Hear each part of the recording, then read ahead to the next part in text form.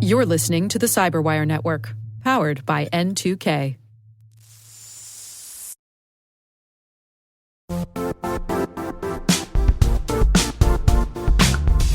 Most security conferences talk about Zero Trust.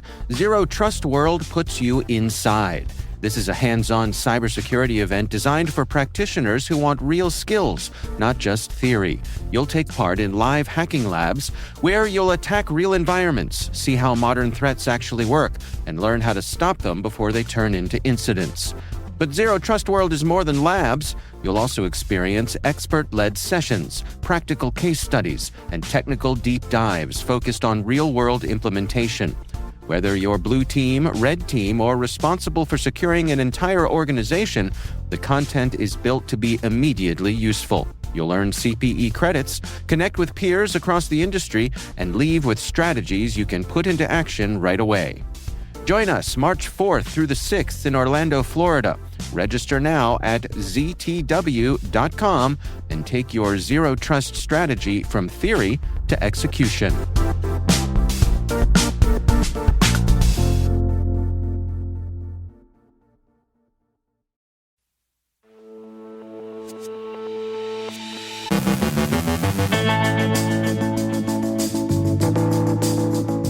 CISA's acting director assures Congress the agency has stabilized. Google and Cisco patch critical vulnerabilities. Fortinet firewalls are being hit by automated attacks. A global spam campaign leverages unsecured Zendesk support systems. LastPass warns of attempted account takeovers. Greek authorities make arrests in a sophisticated fake cell tower scam. Executives at Davos express concerns over AI. Pwn2Own Automotive proves profitable. Our guest is Kaushik Devireddy, AI data scientist at Fable Security, with insights on a fake ChatGPT installer. And new password, same as the old password.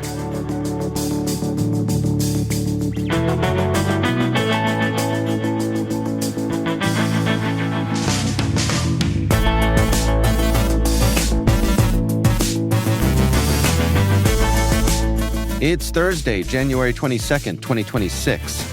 I'm Dave Bittner, and this is your CyberWire Intel Briefing.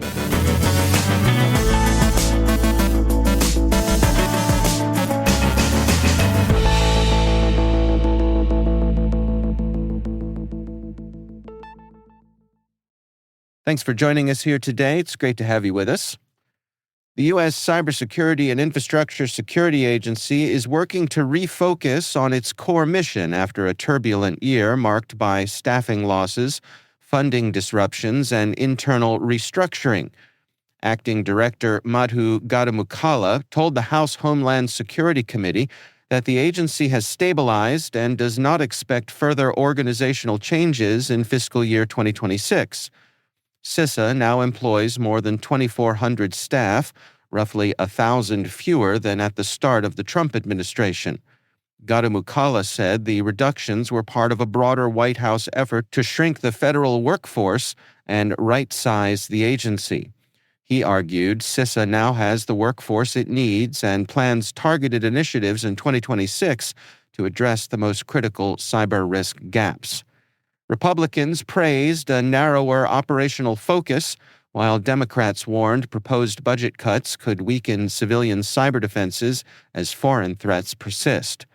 Funding debates for the Department of Homeland Security, including CISA, are expected to intensify ahead of a looming shutdown deadline. Google has released an urgent update for Chrome and other Chromium-based browsers to fix a high-severity flaw in the V8 JavaScript engine. The vulnerability is a race condition that allows memory corruption and could enable attackers to escape the browser sandbox and run code on a user's system by luring them to a malicious site. The update, released January 20th, applies to Windows, Mac OS, and Linux. Users should update Chrome and Chromium-based browsers immediately, according to Google. Elsewhere, Cisco has issued emergency patches for a critical vulnerability affecting its enterprise communications platforms, warning of active exploitation attempts. The flaw is an unauthenticated code injection issue in web-based management interfaces that can allow attackers to execute commands and potentially gain full system control.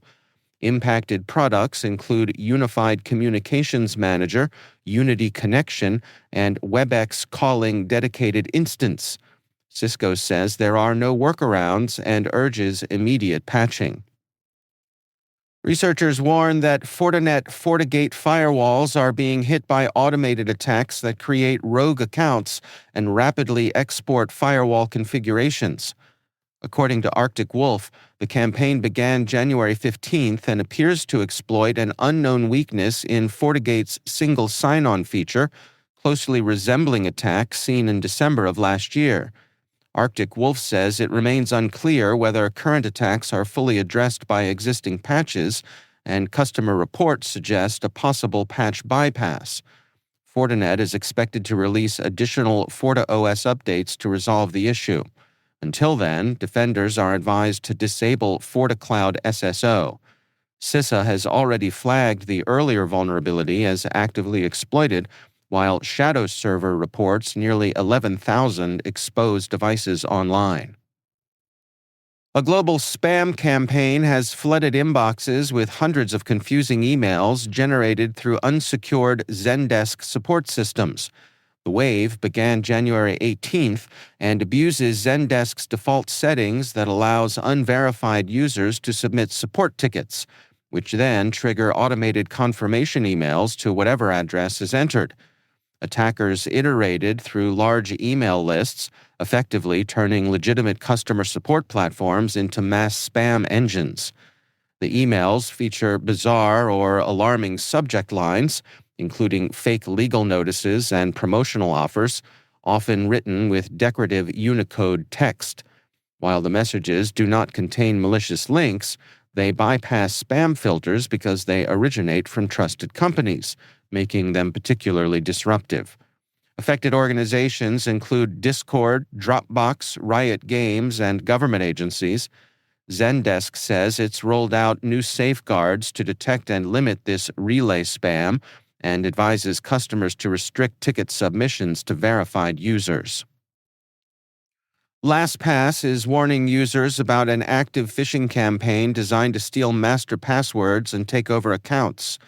According to the company's Threat Intelligence Mitigation and Escalation team, the campaign began January 19th and is circulating widely. The phishing emails impersonate LastPass and claim users must urgently back up their password vaults within 24 hours ahead of supposed maintenance. Links in the messages lead to a fake LastPass login page that captures credentials if entered. Because LastPass stores passwords for other services, a compromised master password could expose many additional accounts. LastPass says it will never ask for a master password or demand immediate action, and is working with partners to take down the malicious domains. The company urges users to remain cautious, noting that false urgency is a common phishing tactic. Greek authorities have arrested 2 foreign nationals accused of running a sophisticated fake cell tower scam in the Athens area. According to Hellenic police, officers discovered a mobile computing system hidden in a car trunk that acted as a rogue cellular base station, often called an SMS blaster. The setup, linked to a concealed roof antenna, impersonated legitimate telecom infrastructure and intercepted nearby mobile connections. Police say the suspects exploited known weaknesses in mobile network protocols, forcing phones to downgrade from 4G to less secure 2G connections. This allowed them to collect device identifiers and phone numbers, which were then used in smishing campaigns posing as banks or courier services. Authorities have tied the operation to several confirmed fraud cases in and around Athens, with investigations ongoing. Executives from EY and KPMG warned at the World Economic Forum in Davos that AI security is emerging as a major enterprise risk. EY's Raj Sharma told Business Insider that organizations are not adequately addressing the security and lifecycle management of AI agents, which can access sensitive data but lack clear identity and controls. He argued that industrial-grade security frameworks for AI agents are still immature. KPMG U.S. CEO Tim Walsh echoed those concerns, saying AI-related cyber risk is now a top issue for CEOs and is slowing some AI deployments as firms reassess data protection. Walsh also flagged quantum computing as a future security threat, warning that it could break current encryption and force widespread re-engineering of security systems. Day 2 of Pwn2Own Automotive 2026 proved that hacking cars and chargers can be very profitable. Security researchers walked away with over $439,000 in prize money after popping 29 fresh zero-day bugs at the event in Tokyo, held during the Automotive World Show. After 2 days, total winnings hit over $955,000 across 66 zero days. Fuzzware.io led the pack with $213,000 thanks to successful hacks against multiple EV chargers. Other teams rooted infotainment systems, car operating systems like automotive-grade Linux, and more charging hardware. Even Tesla Tech made an appearance earlier in the contest. The fun continues on day 3 with more chargers and systems lined up for attack. Vendors now have 90 days to patch before details go public, so the clock is ticking.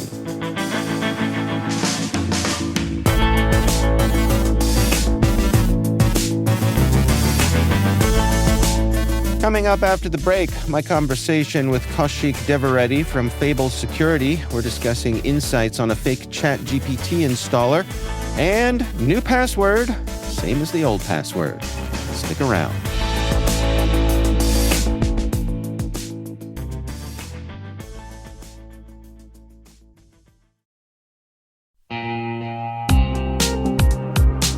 Ever wished you could rebuild your network from scratch to make it more secure, scalable, and simple? Meet Meter, the company reimagining enterprise networking from the ground up. Meter builds full-stack, zero-trust networks, including hardware, firmware, and software, all designed to work seamlessly together. The result? Fast, reliable, and secure connectivity without the constant patching, vendor juggling, or hidden costs. From wired and wireless to routing, switching, firewalls, DNS security, and VPN, every layer is integrated and continuously protected in one unified platform. And since it's delivered as one predictable monthly service, you skip the heavy capital costs and endless upgrade cycles. Meter even buys back your old infrastructure to make switching effortless. Transform complexity into simplicity and give your team time to focus on what really matters, helping your business and customers thrive. Learn more and book your demo at meter.com/cyberwire. That's meter.com/cyberwire.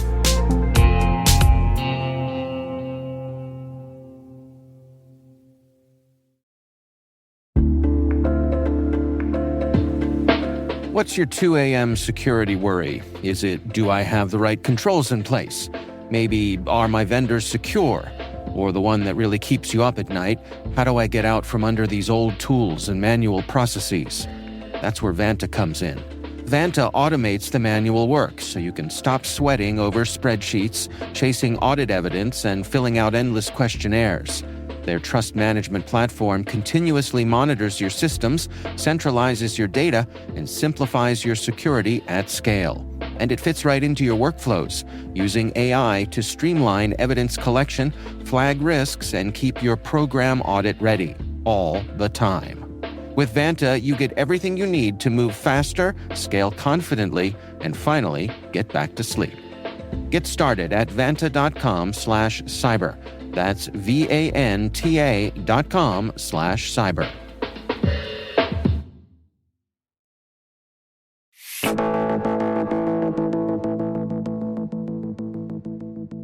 Kaushik Devireddy is AI data scientist at Fable Security. We recently got together to discuss insights on a fake ChatGPT installer. So it was right before the Thanksgiving holidays. I think, we work at a startup, but even around Thanksgiving, things are slowing down a little bit. Found myself with a little bit of free time to kind of do some research, explore online. And I was very interested in the concept of the AI browser, which many of you have probably heard of. And I wanted to try it out, give it a spin, and actually test them on their susceptibility to prompt injection. So these are browsers like ChatGPT Atlas, Perplexity Comet, Atlassian's Dia. When I searched for the first one, ChatGPT Atlas, it had very recently released. I curiously noticed on Google when you search that term, the first result was actually a sponsored result.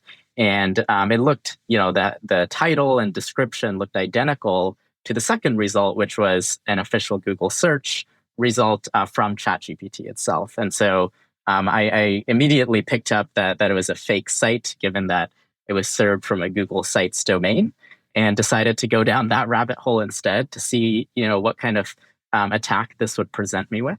When I clicked on that site, it was very interesting because the website looked exactly identical to the normal ChatGPT Atlas site. I pulled them both side by side to compare. And so the malicious group had stolen exactly the HTML, the styling, everything from the links themselves. And there was really no way to tell that this was a malicious website other than the domain itself not being ChatGPT's. And so I decided to take it one step further and look through the entire chain. And so when I clicked the download button to get the AI browser downloaded, rather than it downloading some software to my laptop, it presented me with a new screen. This is where it differs from the official ChatGPT website, asking me to run a command on my laptop. Now, most of the audience may recognize this is what's commonly known as a quick fix attack. But the really interesting piece here is typically quick fix attacks. The name, it's called quick fix because it's typically prompting you to fix something on your computer. It may say, hey, Dave, your software is out of date. To continue accessing this website, please run this command. Or, hey, please prove to us that you're a human. We think you're a bot. Run this command. This was very different because it was actually telling me, hey, we're going to give you this AI browser. You have this intent to download it. Here's exactly how to download it by running a command kind of on your computer. And I thought this was very interesting because while quick fix attacks are well known, the deception strategy and the entry point was very different from a traditional quick fix attack. Now, are you on a Mac or a PC here? I'm on a Mac. Okay. Yeah. And the website actually said it gave me a download for Mac button. Huh. So what happens next?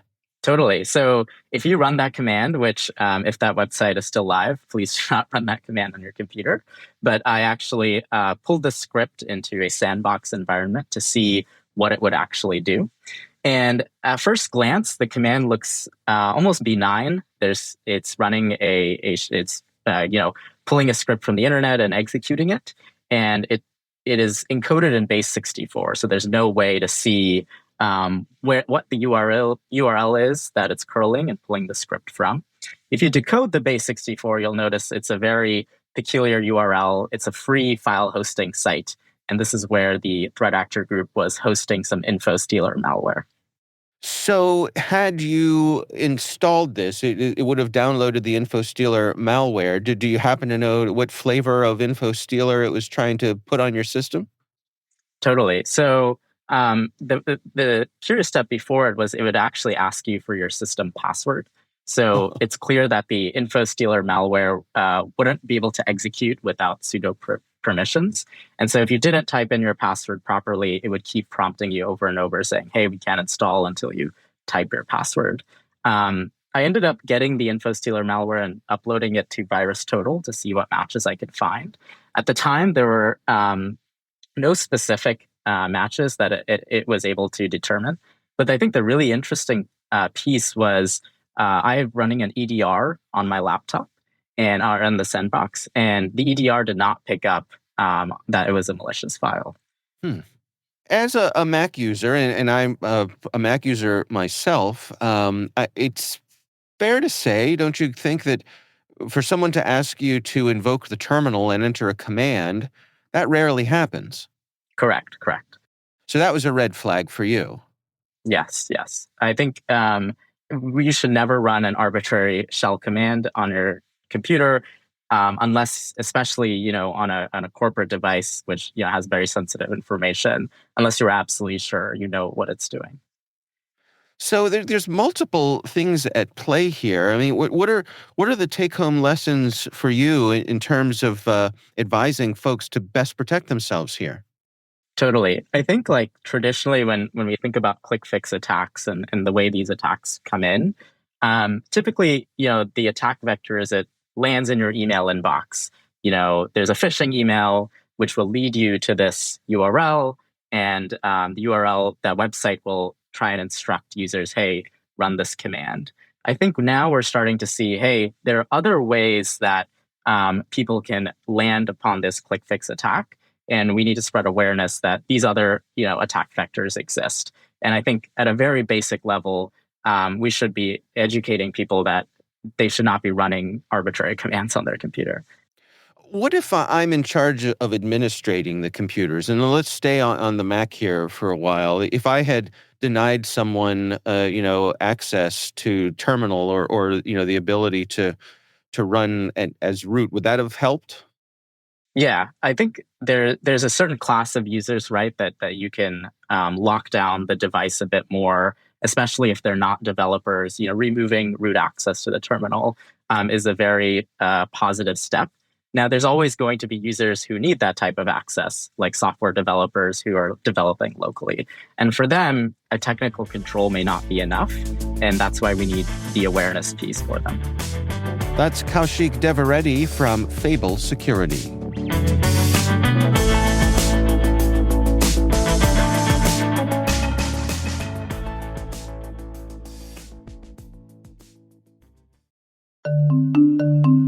When it comes to mobile application security, good enough is a risk.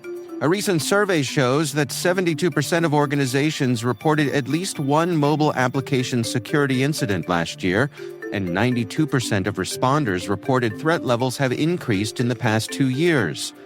GuardSquare delivers the highest level of security for your mobile apps without compromising performance, time to market, or user experience. Discover how GuardSquare provides industry-leading security for your Android and iOS apps at www.guardsquare.com.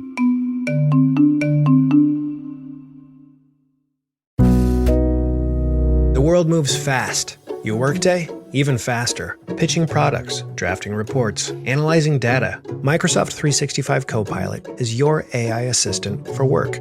Built into Word, Excel, PowerPoint, and other Microsoft 365 apps you use. Helping you quickly write, analyze, create, and summarize.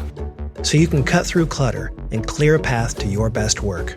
Learn more at Microsoft.com/N365 Copilot.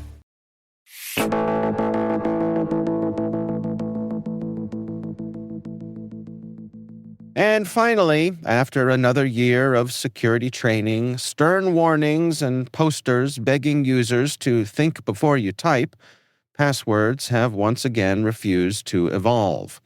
An analysis of 6 billion leaked credentials by SpecOps Software, using data from its parent firm Outpost 24, shows that 2025's most common passwords were the same familiar classics: 1, 2, 3, 4, 5, 6, password, and admin, apparently still doing brisk business.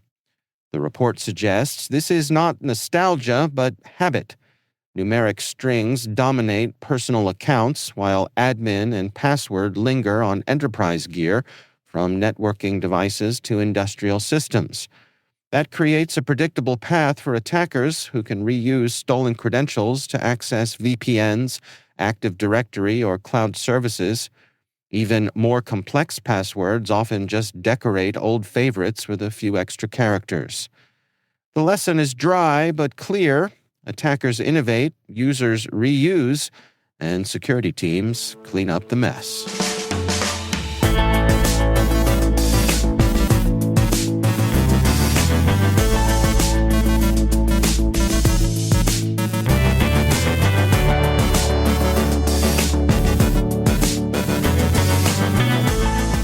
And that's the CyberWire. For links to all of today's stories, check out our daily briefing at thecyberwire.com. We'd love to know what you think of this podcast. Your feedback ensures we deliver the insights that keep you a step ahead in the rapidly changing world of cybersecurity. If you like our show, please share a rating and review in your favorite podcast app. Please also fill out the survey in the show notes or send an email to cyberwire@n2k.com. N2K's senior producer is Alice Carruth. Our CyberWire producer is Liz Stokes. We're mixed by Trey Hester, with original music by Elliot Peltzman. Our executive producer is Jennifer Iben. Peter Kilby is our publisher, and I'm Dave Bittner. Thanks for listening. We'll see you back here tomorrow.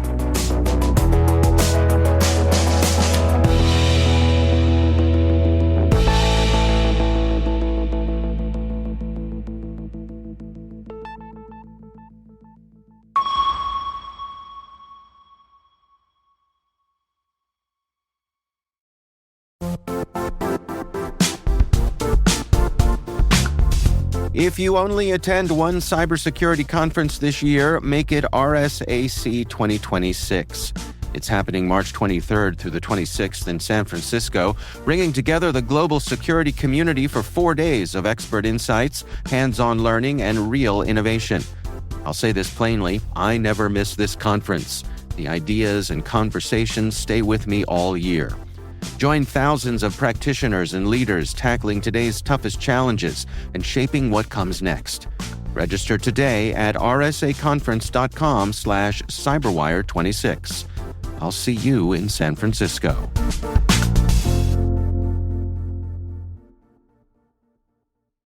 Well, the holidays have come and gone once again, but if you've forgotten to get that special someone in your life a gift, well, Mint Mobile is extending their holiday offer of half off unlimited wireless. So here's the idea. You get it now, you call it an early present for next year. What do you have to lose?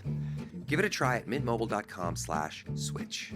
Limited time 50% off regular price for new customers. Upfront payment required. $45 for 3 months, $90 for 6 months, or $180 for 12-month plan. Taxes and fees extra. Speeds may slow after 50 gigabytes per month when network is busy. See terms. Attackers don't go through your tools, they go around them. In our interview with Jared Atkinson, CTO at SpecterOps, he reveals how attackers look to exploit our identities, steal tokens, and quietly snowball their access across Active Directory, cloud apps, and GitHub. We talk through attack paths, why least privilege keeps failing, and how one misconfiguration can hand over the keys to your organization. Want to see risk as attackers do? Then check out the full interview now on thecyberwire.com/SpecterOps.